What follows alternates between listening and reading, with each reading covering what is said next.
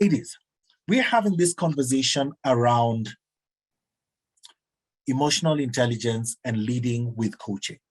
And I want us to begin by just defining what is emotional intelligence. When we talk about emotional intelligence, what exactly are we talking about?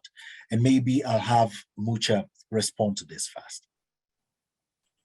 Good afternoon, good evening, and possibly good morning, David. There may be someone here who actually it is still morning for them. Really delighted to be having this conversation. As you said when you were introducing, I am a self-proclaimed emotional intelligence fanatic, and so all conversations, EQ, are great conversations as far as I'm concerned. So yeah, really happy to be here and to participate in this conversation. So you asked, what is emotional intelligence? There are many definitions that exist out there. If you were to search online, you would find quite a number. But ultimately, emotional intelligence is a soft, and I put soft in inverted commas, skill that drives hard bottom line results. It is being more aware, being more intentional, and being more purposeful.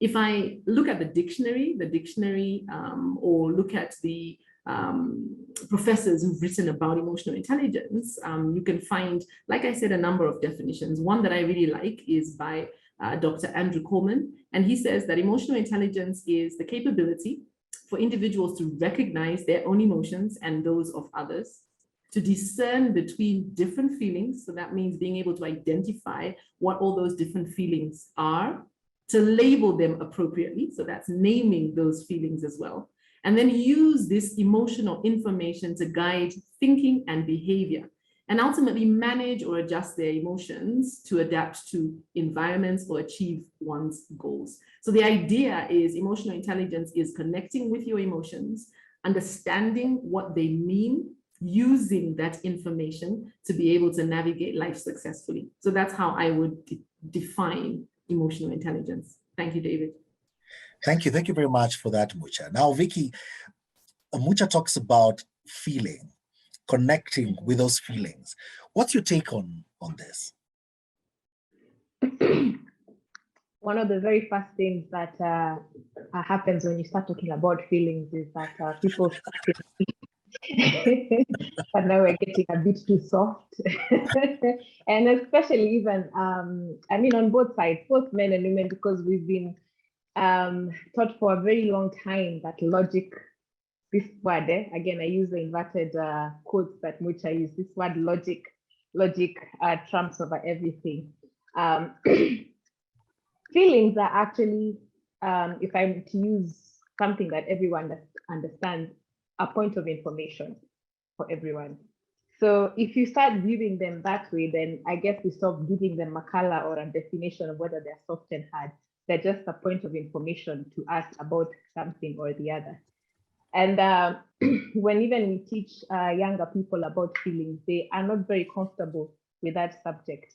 And you find that we are not able to, until we are aware, to even understand how we react to feelings, which is the most important part, because feelings will always come. They'll always be there, whether you like it or not. But we have not been, we have never adapted to being able to understand what are our reactions, our default behaviors when it comes to feelings.